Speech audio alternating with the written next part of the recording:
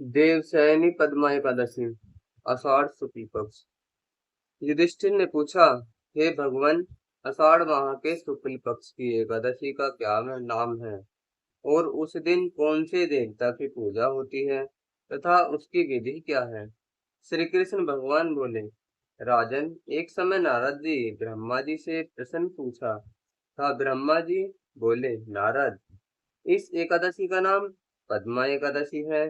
इसका व्रत करने से विष्णु भगवान प्रसन्न होते हैं। मैं एक पौराणिक कथा कहता हूँ, सुनो। सूर्यवंशी मानधाता नाम का एक राजश्री था।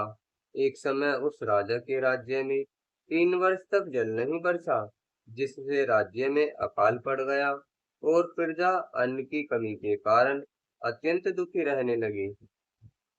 एक दिन प्रजा राजा के पास जाकर प्रार्थना करने लगी, राजन, समस्त विश्व की सृष्टि का मुख्य कारण वर्षा है। इसी वर्षा के अभाव से राज्य में अकाल पड़ गया है और अकाल से प्रजा मर रही है। राजन, आप कोई ऐसा उपाय बताइए जिससे हम लोगों का दुख दूर हो। राजा मानदाता बोला, आप लोग ठीक कह रहे हैं। वर्षा से ही अन्न उत्पन्न होता है। वर्षा न होने के कारण ही प्रजा को दुख भोगना पड़ता है।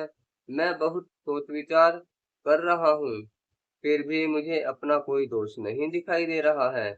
मैं आप लोगों के दुख को दूर करने के लिए बहुत यत्न कर रहा हूँ।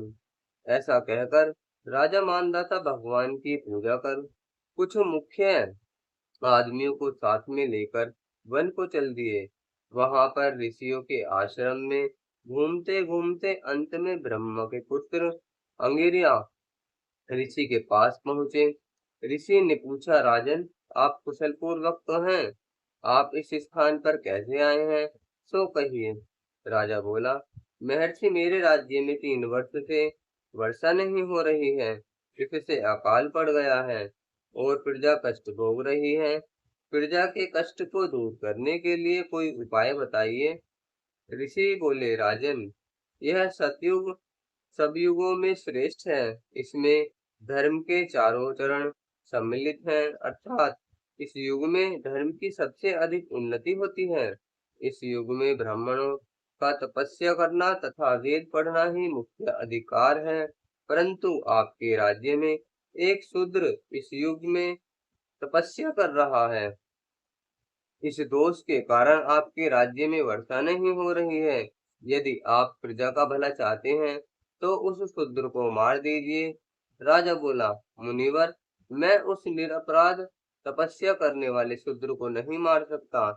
आप इस दोष से छूटने का कोई अन्य उपाय बताइए। ऋषि बोले, राजन, यदि आप ऐसा ही चाहते हैं तो आषाढ़ माह के शुक्ल पक्ष की पद्मा नाम की एकादशी का विधि पूर्वक व्रत करो।